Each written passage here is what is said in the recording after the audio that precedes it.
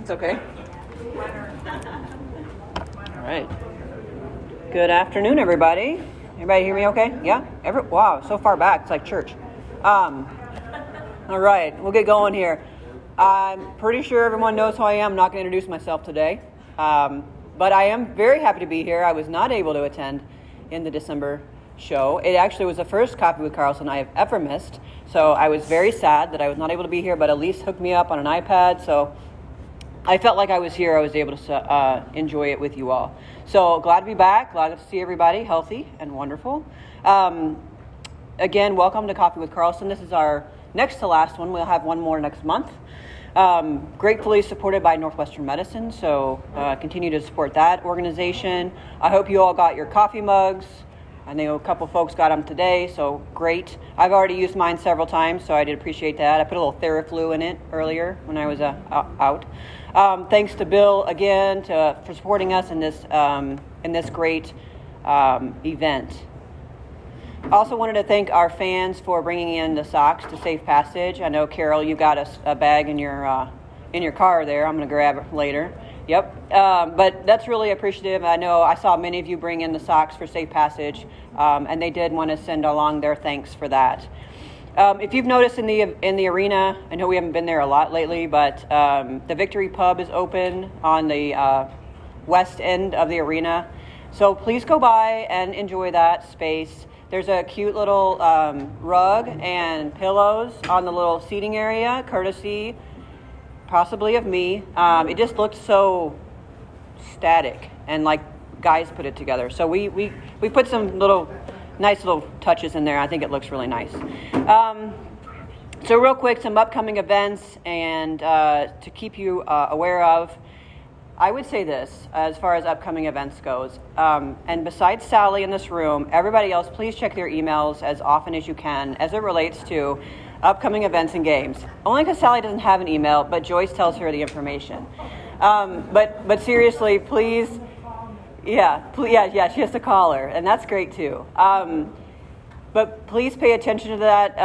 As you all probably know, the COVID trilogy is definitely happening. COVID third time around, and it's just going to be daily that we're going to have to play and make decisions and that kind of thing. So pay attention, please. That's how we'll send some communication out. Obviously, if you're also on social media, check that out as well. But as I know today, upcoming events that we have, just so if you all are aware, our men's soccer program did really well this year. I know we've talked about it at a couple of our shows. There's two individuals, the Marcanic twins, that likely will go in our MLS draft today. So that's happening in the Convocation Center suite. They're having a little event today. It's at 1:30 or so. Not necessarily for y'all to come, but just to let you know, that's a really big deal for our soccer program and also for those two young men. So FYI on that. This weekend, we are at home on Saturday at 1 o'clock against Toledo. Everyone likes to beat the Toledo.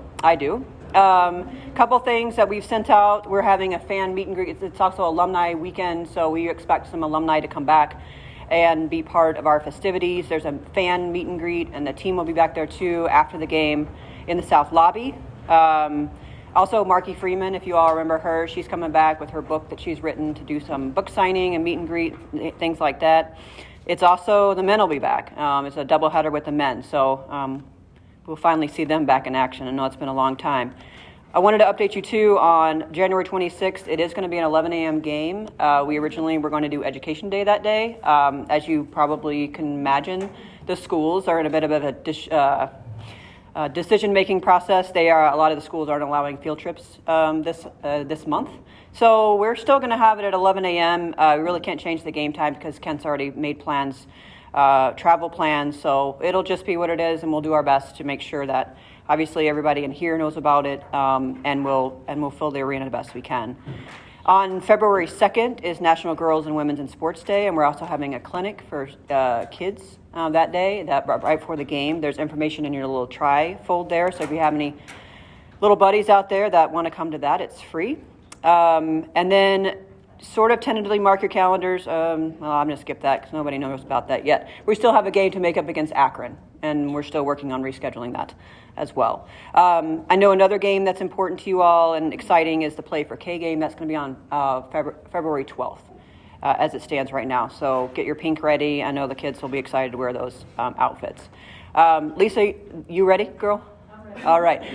I got to tell you, this is a funny story, right? So we're driving in today, and, again, things change daily, and we're really doing the best we can to provide answers, provide leadership, do the things in this crazy time right now. And she's talking about coffee with Carlsen and some awesome thing about it, and she says, accidentally, and this is funny too on a lot of levels, she says COVID with Carlsen. I'm like, that's probably the funniest thing I've heard in a really long time. So obviously that's not funny, and we don't want to have any more of this, but you got to make light of it, otherwise you're gonna kind of go crazy. So but really appreciate Lisa's leadership in the not knowing all the answers to all the questions, and I know it's been super hard, so I do appreciate her doing her thing with her team and doing the best she can, and we'll see what she has to say about all the last month or so. Thank you, Coach. You want this? No. Okay. I'm not going to talk about COVID. Right. Every time I stand up here and we only get together in this setting once a month, I think about everything that's taken place in the last 4 weeks, and it seems like an eternity when we're trying to fill the gap. But one of the fun things, and I think I talked about this in December, is the end of the semester had occurred, but we didn't have any final numbers. But we did have a chance to have the entire team here, which was great, and we get the opportunity to have the entire team here again today before they start classes again on the 18th. In the meantime, the grades did come out, and this is something that we have continually been really proud of with this group. But our fall GPA was a 3.68. Yeah, a round of applause. In that, we had 4 perfect 4.0s, Nia, Shelby, Sydney, and Laura. And again, those numbers are really impressive, but even more impressive if I was to go down the list and tell you all the disciplines that they're studying. There's some really challenging academic programs at NIU. We have a lot of kids that are involved in those. And so to be able to put those numbers together, especially with the workload that they have, it is really impressive. Also, in the meantime, I talked a little bit about the holiday and what that was going to look like. We were able to finally have our Christmas party just a week or so ago when we got back. And it's always fun because, again, if any of you are on social media, you saw some of the pictures. The players go through and they have a secret Santa and they're trying to guess who had their name.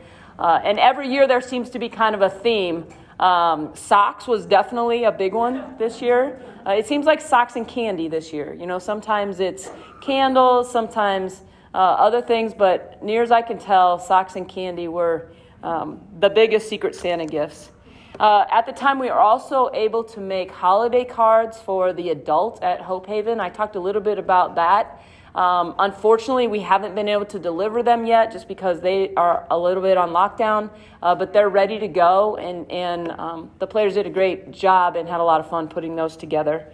And then we were able to also continue with most of us being able to do Meals on Wheels. So a couple of things around the holidays that I think give us great perspective on how lucky we are, give us great perspective on how important it is and how important this community is to NIU and really to our program. So that was a lot of fun. I also think about since the last time we met and from a basketball standpoint, the first game after our last Coffee with Carlsen was DePaul. And at the time, we were a little bit walking wounded. We had some people that were out at that time. And so we went to DePaul shorthanded. And the result obviously was not what we had hoped for, but I think our competitiveness definitely was. Throughout the course of that ball game, I thought we really competed well, and we're able to kind of hang in for a while. DePaul's having a great year. It's a tall task to play a team like that, but I think a great experience for many of especially our younger players who were exposed to that level of basketball. Definitely bright spots in that ball game. Asia was able to have a career high with 26 to go along with 13 boards. Those numbers garnered her MAC Player of the Week honors the following week, which was really exciting, our first one of the year. We also had John A. had 14, Shelby had 12, and then Emily had 9 and 9. I thought it was definitely one of her best performances of the year to date. Then we followed it up with what was supposed to be a game against Colorado State right before the holiday. You talk about crazy times. Right before the holiday, I think COVID presents a little bit of a different issue. None of us want to spread it to anybody. And so Colorado State called, said they were having some issues. It was probably in the best interest of everybody at the time to do everything we could to not take it home to our families. And we talked a lot about that as a team.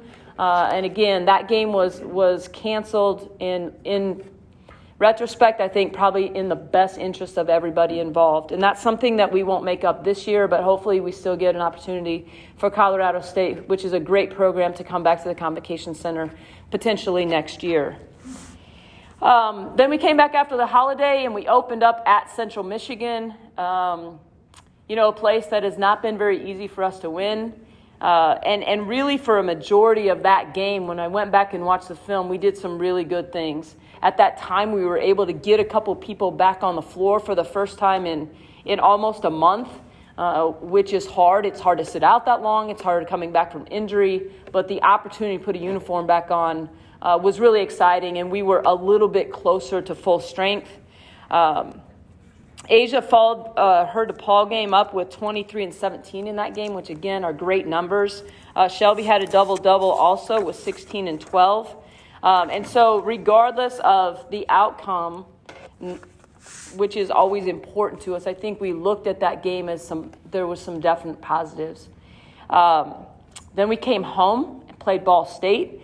And again, a much different game, but a lot of the same things. Our ability to fight back from being down pretty much the entire game was something from a resiliency standpoint that was really important to our players, really important for us as a staff to understand that we continue to compete, continue to fight, and then really put ourselves in position in overtime to take the lead. And then, unfortunately at the buzzer, a tip in, we lose the ball game, but for the totality of 45 minutes, some very positive things came out of that. We only turned it over 8 times. We talk a lot about taking care of the basketball. So that was really important for us and a big positive. We had 10 threes, which again is a huge part of our offense. I thought we had kids step up, shoot the ball well. And we had four players in double figures. Again, all things that we talk about in preparation for teams that are important to success for us. Shelby led us with 28. John A. had 17, Aaron had 12, and AD again with a double-double with 12 and 12. So a lot of those things statistically are going to equate to wins. We were able to learn a lot going forward. I think when you're in those situations in a game-like atmosphere where the pressure is what it is, which is different than practice, I think we can go back and assess those possessions and think, okay, if we're in this position again, what do we need to be better at? And when I look at the Ohio game, there were situations that came up that were very similar that I do think we learned from. I do think we got better at. And then that did equate to a win. So those things are all critical.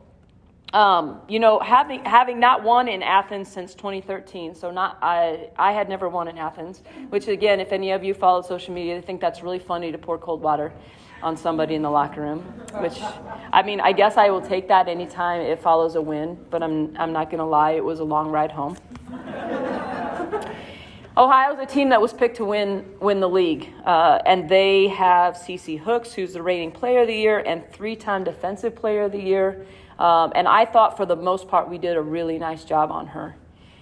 Again, we had 4 in double figures, which that will be a recurring thing if we have success, that we spread the wealth, share the basketball. Led by John A. with 20, and she had 6 threes. I thought she did a phenomenal job really on both sides of the ball. Aaron, Shelby, and Asia all had 13. Again, double-double. Shelby had 11, Asia had 15, and then Michaela had 10 rebounds. So we did the job that we needed to. We were also 17 of 19 from the foul line, which down the stretch was really critical in a close ball game. So getting back on the winning track at Ohio felt great. getting an opportunity to hopefully use that momentum going forward. There's nothing, and it was, I don't know, it felt like 15 hours. I don't know how long the bus ride was, but it was long. But being able to come off a win and then jump on the bus to get home feels a whole lot better than sitting on a loss. So that was fun. If I look at where we're at currently within the MAC, and I know we haven't played a ton of games, but it's always interesting to look at some things statistically. Shelby leads us in scoring at 18 a game, which is 8th in the MAC. She's also first in the MAC in free throw shooting. I think she's only missed one all year, so she's at like 97%, which anytime you're a point guard who has the ball in her hands a ton is going to knock down free throws, especially at the end of the game when you're playing with a lead. All of those are good things. Asia's averaging a double-double at 14 and 11. 14 points a game is 15th in the MAC. That puts her first in the MAC in rebounding and first in offensive boards. So as teams continue to do different things to take away our option to get Asia the ball, I think she continues to grow in understanding where the double's coming from, where her teammates are going to be open, and then times she can continue to be aggressive. I've loved to watch her growth in that area. She's also second in field goal percentage at 52%. John Nay's our third double-digit scorer at 13 points a game, which is 17th in the MAC, so we have 3 players in the top 20, which is really impressive. She's also first in the MAC in threes per game at about 3.5. So something that's critical for our success, continue to stretch the defense. I think John Nay's getting more and more comfortable and understanding where she's going to get her shots. We've talked a lot about that in the last couple games, so that's been really good. We are starting to get healthier and healthier. Paulina put on a uniform for the first time in over a year, so that was cool. And then Grace has started back to practice in a limited fashion. This week is the first time since we started the season that I've had all 14 players at practice. So that trend is really exciting. Getting everybody back to being healthy gives us a ton of options in preparation for our opponent. The MAC updates and standings, again, are kind of crazy right now because who do you play? Who's at full strength? Who has kids in protocol? It's kind of all over the map. But right now, Toledo and Buffalo both sit undefeated at 4-0 and 3-0. And I think they have separated themselves a little at the beginning on being the teams to beat, which is exciting, thinking that we have Toledo coming to our place on Saturday. We're supposed to go to Western tomorrow, and then, like I mentioned, Toledo. And Deborah talked a little bit about all the festivities that are going on Saturday in conjunction with that game, doubleheader with the men, alumni. And we have confirmations from a lot of alumni that are coming back that I think will really be fun for you guys to hopefully come after the game to South Lobby and see some of those recent alum, and then also really from Jane's era right now. She's supposed to be here, which will be kind of exciting. A lot of things can change. Her flight is booked. Who knows what will happen? But as I speak, I know that is the plan. And so a lot of players that played for Jane are looking to come back, obviously, for the game, but then spend some time with her. So it should be a really fun-filled Saturday, hopefully followed by a win, and then a lot of reminiscing from the historical perspective of NIU women's basketball. Next, I always have injury report, and again, I think it does put a smile on my face. We're a little beat up, as all teams are. The aches and pains of game to game, that's always going to stay consistent. But when you can get people ready to play on game day and put a uniform on, that's a great thing. And right now, we're in a position where I feel like we're trending the right way. I don't have anybody to stand up and tell you right now that won't potentially put a uniform on tomorrow. But that doesn't mean they're available, doesn't mean they can play a lot of minutes, but at least we're trending the right direction. So that's super exciting. So the next February's event, we will be back in school. And it's not a great chance for these guys to come back to this event because our class schedules don't warrant that. So what I did is I have 5 chairs up here. We're going to bring the 5 players up that we haven't heard from yet. And I'm going to give them a little Q&A and let them see what they have to say. But before we do that, I'm going to open it up for questions before we bring the players up. Does anybody have any questions for me? Otherwise, you 5 can make your way up here. Anybody?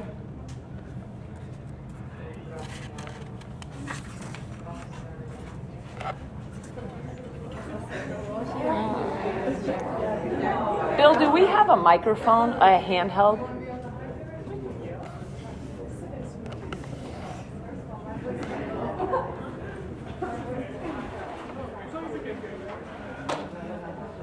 Oh, yeah. That's okay, they can pass it. They can pass it? Yeah. Here, I'll let you hold that. All right, no questions for me? Cool. Okay, I'm going to have these guys go ahead and start with introducing themselves, a little bit about themselves, a little bit about what they're studying, what they plan to do with it, all those kind of things, and then I'll pepper them with some questions. So, Shelby, you can start. Hello, everyone. My name is Shelby Coker. I'm a junior. My major is pre-physical therapy, and I'm planning to apply to sports psychology for my master's program here at LAU. And I'm not really sure what I'm going to do with that, but hopefully something. Hello, I'm Caleb Brandon. I'm a senior and I'm from Bourbonnais, Illinois. My major is psych, and I plan to go and get my master's in social work, and I want to do social work with children. My name is Jaden Marable. I'm from Bolingbrook, Illinois. My major is business administration, and I want to do something with finance. My name is Mariah Pruitt. I'm a freshman. I'm from Des Moines, Iowa, and my major is business administration, and I want to do something with sales. Hi, I'm Sid McCrae. I'm a redshirt freshman from Cedar Rapids, Iowa, and I'm majoring in biomedical engineering. I'm hoping to do something like along the lines of pre-medicine and going to medical school. All right, you guys can, you can hand it back to Shelby. I don't know. I got some good questions today, so this is going to be fun. Let's start with Shelby. This isn't a hard one. So who's your favorite team to play against in the MAC, and who's your least favorite to play against in the MAC, and why? The favorite one was harder to answer, but I think I would say Bowling Green just because I always know it's going to be a competitive game. But I also am looking forward to playing Kent and Toledo. Kent because we had to play them back-to-back days last year because of the COVID schedule and the rescheduling, and we ended up losing both. So that one, looking forward to redeeming ourselves. And then Toledo, we played them early on in the season and then later on in the season, and we also lost both of them. So those are just two that I'm looking forward to. The least favorite, I'm gonna have to say Akron just because one of them knocked out of Grace's tooth. So I feel like they're just always extra physical, and I would just say they're my least favorite. Fair. All right, Kay, you're next. We'll pass it down. What do you think has been the biggest basketball lesson you've learned over the last 4 years? I think the biggest lesson that I've learned is just that things don't always go your way. And coming in as a freshman, you come in, you're a Division I player, so usually you come in as a star from your high school team, and then you come into a team full of stars, and that's hard to accept your role, knowing that you went from the top to not necessarily to the bottom, but just another player on the team, because we were all stars in high school. So just learning to accept your role and do the best you can to get out of that role and to better yourself, but still being accepting of what you're in that moment and knowing that you can't change it in that moment, and just, like I said, changing for the better and just accepting what you can and control what you can control. Spoken like a true senior. All right, Jay. Many people think you are quiet, as in the silent assassin. But your teammates say you're one of the funniest people on the team. Why do they say that?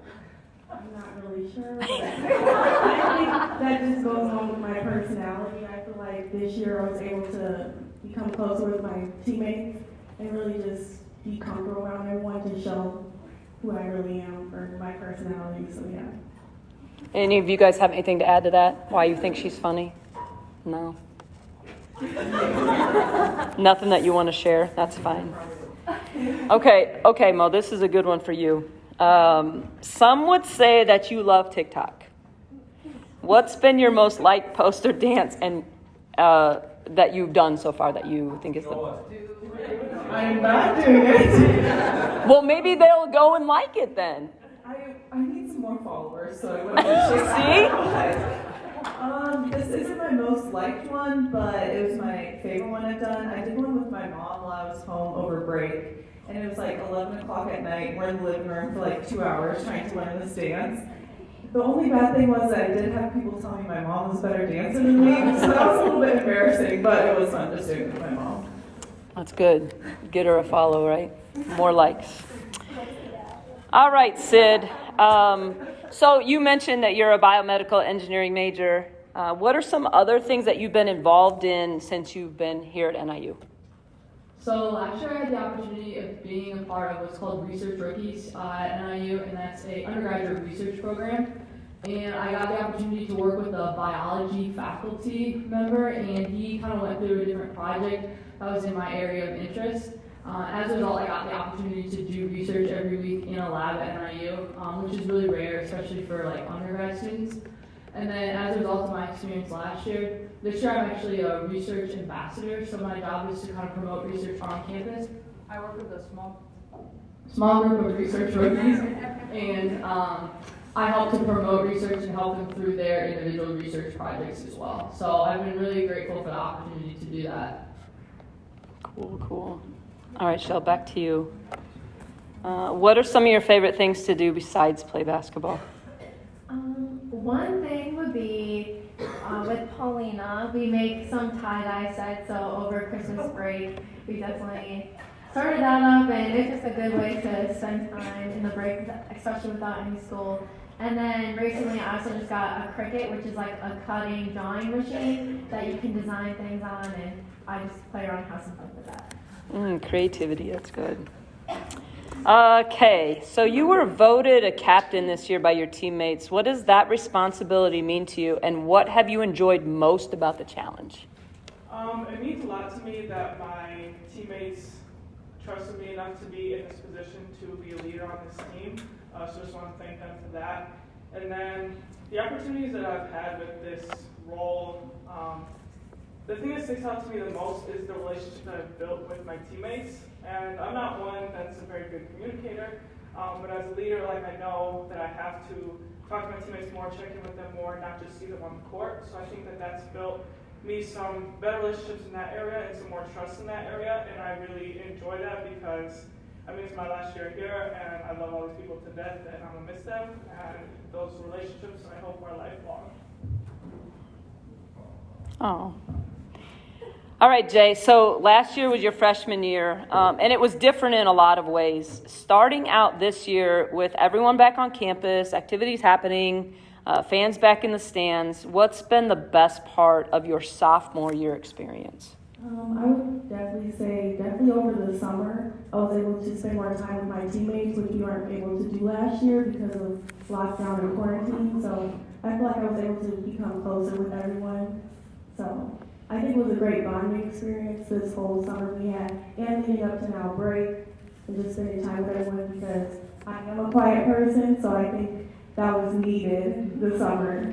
So bonding experience with my team, I would say. Mo, I usually ask freshmen this, but what's been the hardest adjustment your first year of college basketball? I would say just the amount of stuff you have to remember, and there's a lot of information. My teammates like to make fun of me because at practice most of the time I'm like this. So I'm just trying to remember everything that's going on, but I've learned a lot, and my basketball knowledge has grown a lot, so that's been cool. Sid, last year was a tough year with your knee injury. In what ways do you think it has made you a better basketball player or a better teammate?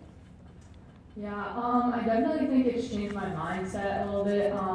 When I come to practice every day, it's more like this is another opportunity to grow, and not necessarily worried about like the performance each day, but just being grateful for that chance to do it. I think after last year not being able to, it just kind of changes how you think about it, and then also like in the same way how I interact with my teammates. I'm just grateful to have the opportunity to do that, and I know a lot of my teammates are injured, and so just being there for them and understanding what they're going through as well has been a unique experience this year. All right, Shell, last one. You're a lead Husky. Explain to us all what that is and what that means. Lead Huskies is an organization that's led by Dr. Shreb on campus. He kind of runs the group. He chooses student athletes who he feels have done well in the classroom and also well in their sport. And he kind of chooses them based on if he believes they have like a characteristic or possibility of being a leader on the team. So myself and Asia were selected our end of the sophomore year, or end of the freshman year going into sophomore year. And we have like 1 or 2 meetings a year and just kind of meet with other teams who also have lead Huskies. And there's mentor opportunities, there's speakers, just kind of talking about leadership within the team and just things like that. Kay, tell us a little bit about your game day routine. What are some musts for you on game day? Well, I'm a very anxious person, so I like my game days to all look the exact same, which doesn't always happen considering some like on the road type stuff, which kind of bothers me, but can't control that. So some things I do my hair the same way every game day, same time of the day, same bun, same everything. I wear the same sports bra every game. I wear the same padded compression shorts depending on the color of my uniform, same pair. I wear my socks inside out and on the opposite feet.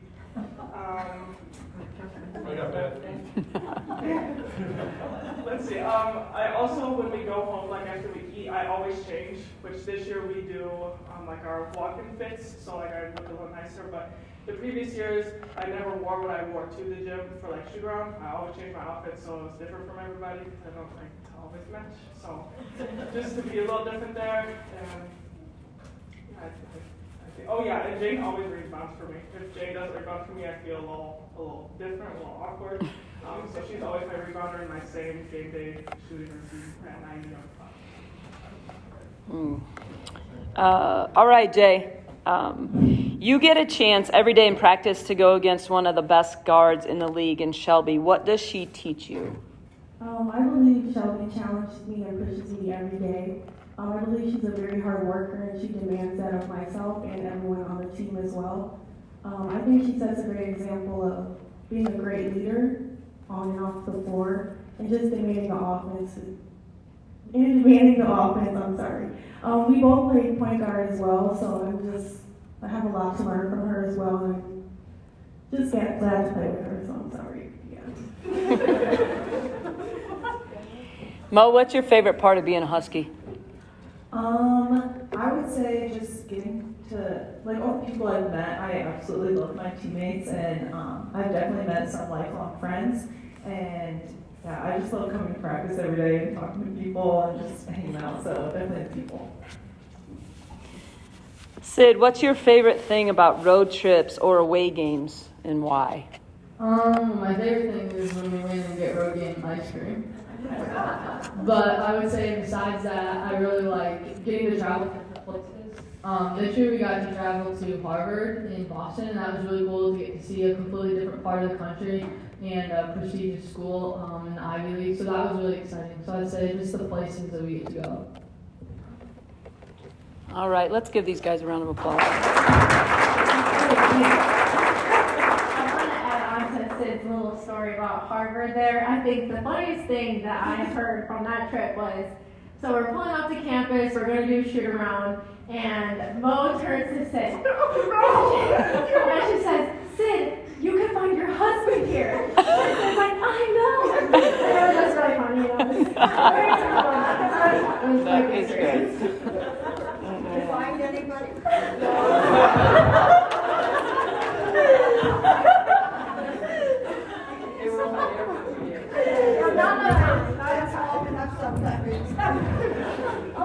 All right, you guys are good.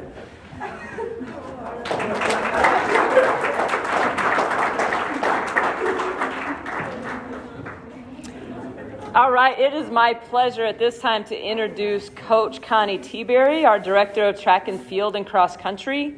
Many people refer to her as an Olympian, MAC Coach of the Year. Her teams have been MAC champs, an 18-year veteran coach of the Huskies.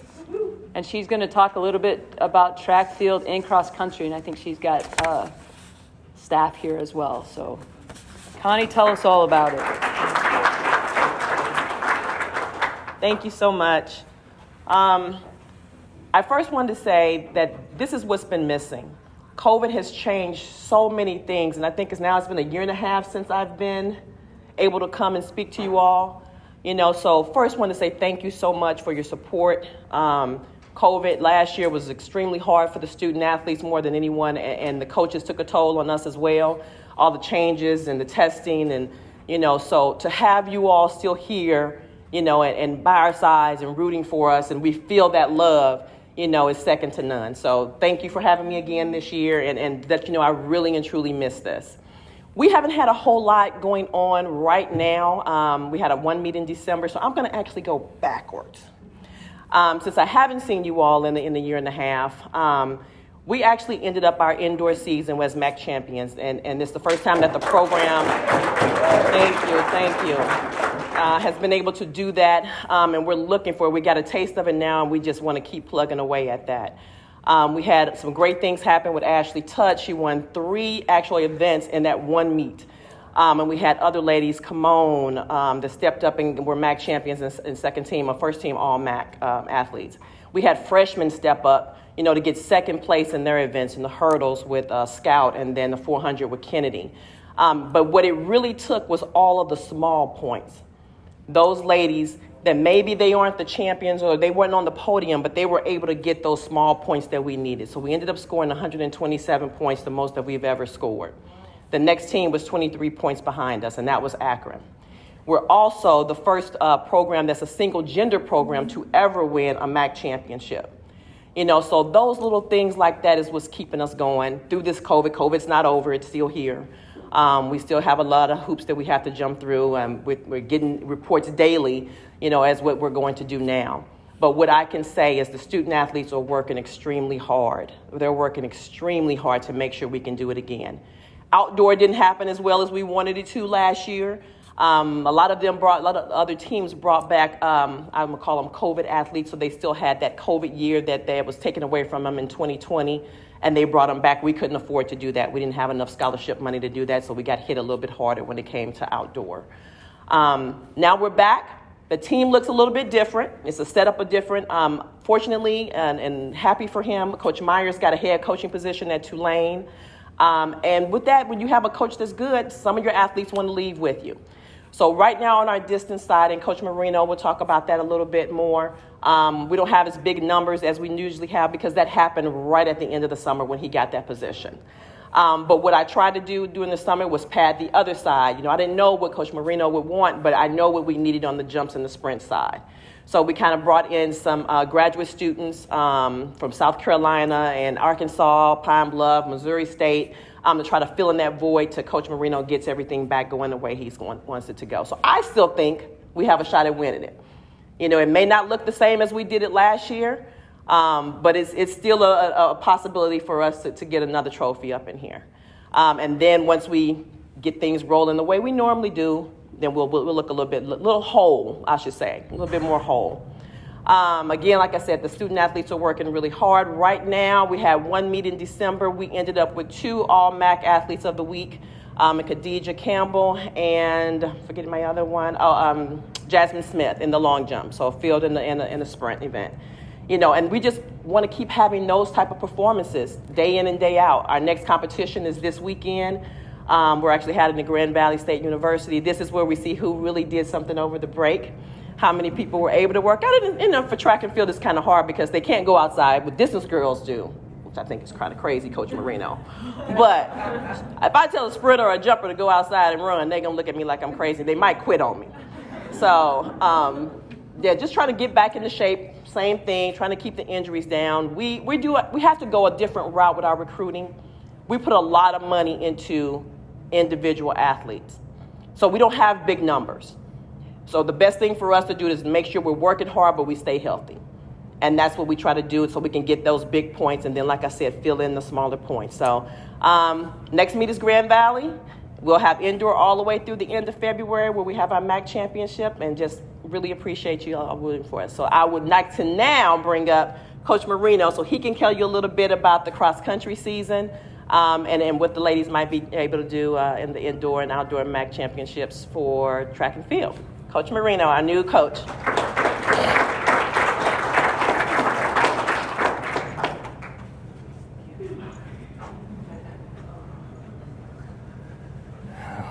All right, this is one of many firsts for me. A couple of times I've spoke, but thank you for having me here. I appreciate it. It's good to meet some of the basketball players and stuff. So still trying to get to some of the other sporting events. I know it's hard as coaches because we're so busy and we put so much time in day and night and recruiting and working with our players and stuff. But I'm excited to be here. This is about my 24th year of coaching. I've been a head coach at the high school and the college level. Started off at the high school level in '96. I coached Warrensburg High School cross country and track program. It's actually in the town where the University of Central Missouri is at, so some people might know where that's at, Warrensburg, Missouri. But had some success there. I got to take over a program that had been state champions previously in the past several times, and I had the opportunity to turn a women's high school team around from being incomplete the first year to winning some state trophies, including a state title in, I think it was 2003. But I've been at a few other smaller private type of schools after that and had some success with distance and middle distance and stuff. So this was a good opportunity to come up to the Division I level, and love Coach Teaberry. She's been a great person to be around and to work with. And so I'm pretty familiar with what this program's done especially over the last 4 or 5 years. Looking at the cross-country program, it looks like, the Huskies have finished, pretty average, maybe in 7th to 9th place at the conference meet, and just recently being conference champions last year and barely losing it the year before and getting 4th year before that showed me that this program is definitely on the rise. So I know that Coach Myers did a fantastic job, and he brought a culture with the distance girls and middle distance girls that I want to continue and to build on and hopefully continue to be successful. So as Coach Teaberry said, we lost some horses from last year. Ashley Tutt obviously was a big loss, and she went to Iowa State to work on her graduate work and did pretty well for them at Iowa State. And then Coach Myers took a couple girls with him, and then we graduated a few more. So we started this season with about 10 women on the roster. And if you don't know, in cross country, 5 score. So you add up all their places, and the lowest score wins. And then you usually have 2 pushers, they call it, your 6th and 7th runner. So if you can get your 6th and 7th runner in front of somebody else's number 2, 3, 4, or 5, it pushes their score back as well. So 10 isn't necessarily a horrible number to have in cross country, but for us, we like to have maybe on that 12 to even 16, 18 side of things for some depth and for some training groups and practices, and to try to make it a little bit more honest as far as who runs in your top 7. So we can usually run an unlimited amount of runners in each cross country race, but we get down to the conference race, we can only run 10, and at the regional race, we can only run 7. So it does help with injuries and also for competition. So, but the group that I inherited this year, I can't say enough about. We did lose our front runners, a few of them, and then we lost some depth. But we had a really good group this year of some women that worked extremely hard and wanted to keep they were actually some girls that were sort of on the backside of that team last year, and maybe a couple girls that weren't even a part of that top 7. And they worked extremely hard over the summertime to try to be those girls that would step in. We didn't finish that well at the MAC championships. We had a couple of injuries down towards the end of the year that kind of hurt us a little bit. But I'm positive with who we have back, and hopefully recruiting day and night, trying to get some more talent in here that will be able to get back towards the top of the MAC. And that's kind of my goal. It might take a few years to get it back going to where it was because of the loss we had, but I think keeping that culture going and continuing to recruit and stay positive and know there's going to be a little bit of a transition. I think with track, I know with basketball and football, I know there's always a transition with new coaches because you got to learn a new system and a new, you might have a basketball team that's run and gun. You got another team that's totally defense, and you might have something that has a little more scoring power and stuff. But I think with running it's a different training philosophy sometimes. I know some coaches that have women's programs that are running 60 to 80 miles a week. I know some coaches, that they do 3 or 4 two-a-days a week. They've got some girls that are doing 15 to 19 mile long runs. So it just kind of depends. There's a lot more to running and training than a lot of people think. It's a matter of periodization and where you start in the summertime and where you go into the cross-country season, and trying to taper for the conference, regional, and possibly national meet in cross-country, and then to rest up a little bit and start over again and trying to peak for the indoor season, and then kind of back off a little bit and then trying to peak for the outdoor season. So with cross-country runners, it is tough, and I think a couple of the questions that I could have been maybe possibly asked or whatever is the motivation. And that's what I love about coaching distance runners and middle distance runners, is they have a lot of intrinsic motivation. And that's not to say that it doesn't come and go. I've been a competitive runner for a long time, and so I think that's something I can help to relate to my runners, is sometimes when they have that lull where they're not motivated to run. Sometimes it lasts a day, sometimes it might last weeks, and sometimes you go through those downpours. We have battled a few injuries with our program. This year, we've had a couple girls that have been out for anywhere from a few weeks to a few months. But right now, we're getting pretty healthy. We're just trying to get some people. So my goal for indoor is to try to do our part. We only have 10 women in the distance and middle distance group right now, which isn't a lot. So we had a lot of points on the track last year in our group, like Coach Teaberry said. So we're going to have to try to find some people that are in our group this year that didn't score that can hopefully get in the top 8 or higher and try to help our program out as a whole. So I'm here to do my part with the cross-country program, and also to do what I can to help Coach Teaberry and the rest of the track and field team score points at the indoor and outdoor meet, and hopefully get another shot at that MAC title or be pretty darn close to it. So, but thank you for having me. Appreciate it. Thank you.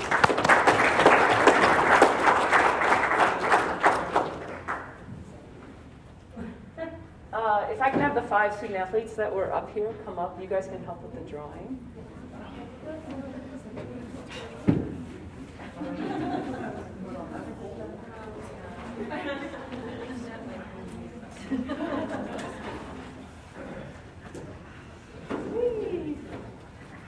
The favorite part.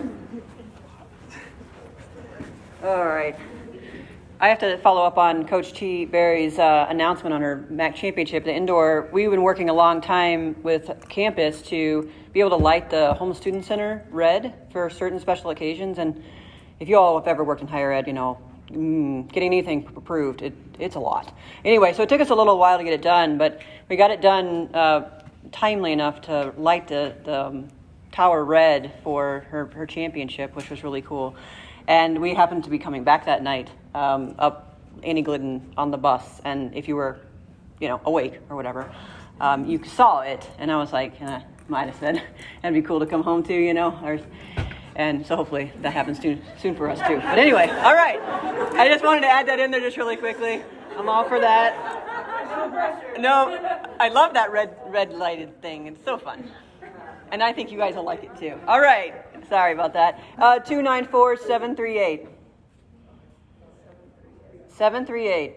There's only 15 of you guys in here, so someone must have won. There we go. Here we go. Yes. All right, thanks. This actually was a starting lineup at one point. All right, here we go. 294-734. Yeah, Donna Martin. Because Donna needs more things. Donna Martin needs more things. All right, thanks, Mom.